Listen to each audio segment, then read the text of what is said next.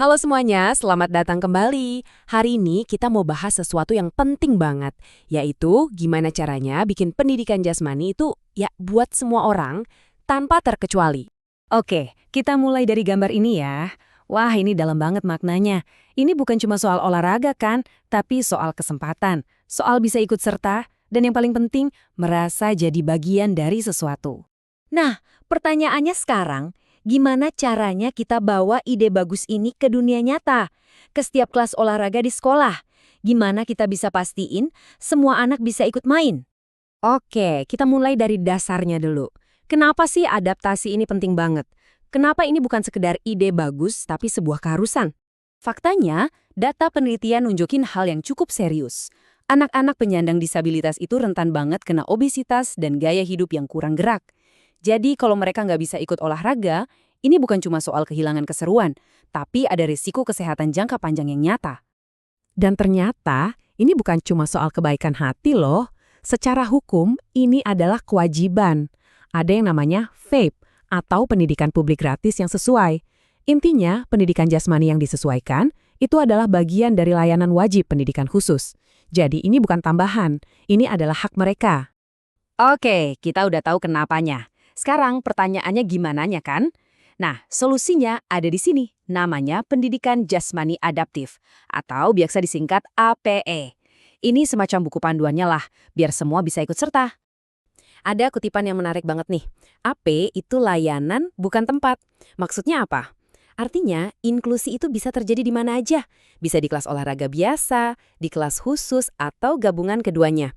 Kuncinya itu fleksibel, disesuaikan sama kebutuhan siswanya.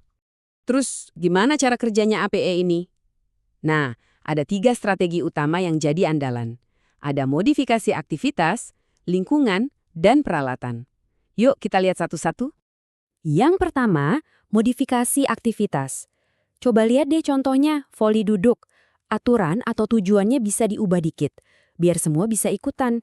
Ini bukan berarti bikin permainannya jadi gampang ya, tapi bikin tantangannya jadi bisa diakses oleh semua orang. Kedua, modifikasi lingkungan. Kadang hal-hal simpel kayak ngecilin ukuran lapangan atau mastiin jalannya lapang, itu bisa bikin perbedaan besar banget loh. Intinya, kita ciptain ruang yang bikin semua orang ngerasa aman dan bisa bergerak bebas. Nah, yang ketiga ini juga nggak kalah penting. Modifikasi peralatan. Pakai alat yang beda, kayak papan skuter ini misalnya, bisa banget membuka cara-cara baru buat siswa untuk terlibat. Alat yang tepat itu bisa jadi jembatan dari yang tadinya, aku nggak bisa, jadi wah, aku bisa. Sekarang, yuk kita bahas lebih dalam soal alat dan teknologinya. Soalnya, ini yang bikin AP jadi makin nyata dan efektif. Kita mulai dari yang simple dulu ya. Alat bantu kayak kartu gambar atau papan cerita ini kelihatannya sederhana, tapi dampaknya besar. Ini bantu banget buat komunikasi dan biar siswa paham instruksinya. Jadi mereka lebih tenang dan ngerti apa yang harus dilakuin. Nah, kalau kita ngomongin teknologi modern, tablet dan smartboard ini benar-benar mengubah permainan.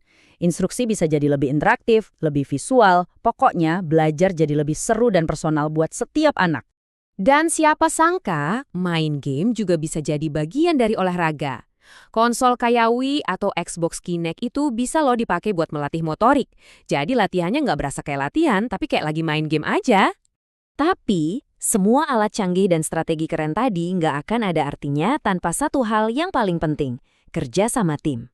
Program AP yang berhasil itu bukan hasil kerja satu orang, tapi kerja bareng-bareng. Dan timnya ini nggak main-main loh, ada guru penjas, guru pendidikan khusus, orang tua, terapis, bahkan teman-teman sebayanya juga dilibatkan. Kolaborasi di antara mereka semua inilah yang menciptakan lingkungan yang benar-benar mendukung. Semua orang punya perannya masing-masing. Dan tujuan akhirnya apa? Tujuannya itu jangka panjang, yaitu ngebantu siswa buat punya gaya hidup sehat yang bisa mereka bawa terus bahkan setelah lulus sekolah. Jadi ini bukan cuma buat main-main di sekolah, tapi bekal buat seumur hidup mereka di masyarakat. Nah, ini jadi penutup sekaligus pertanyaan buat kita semua. Apa ya satu hal baru yang bisa kita lakuin di lingkungan kita sendiri buat ngajak semua orang ikut bermain? Kadang perubahan besar itu dimulai dari hal kecil kan, cuma dari sebuah ajakan.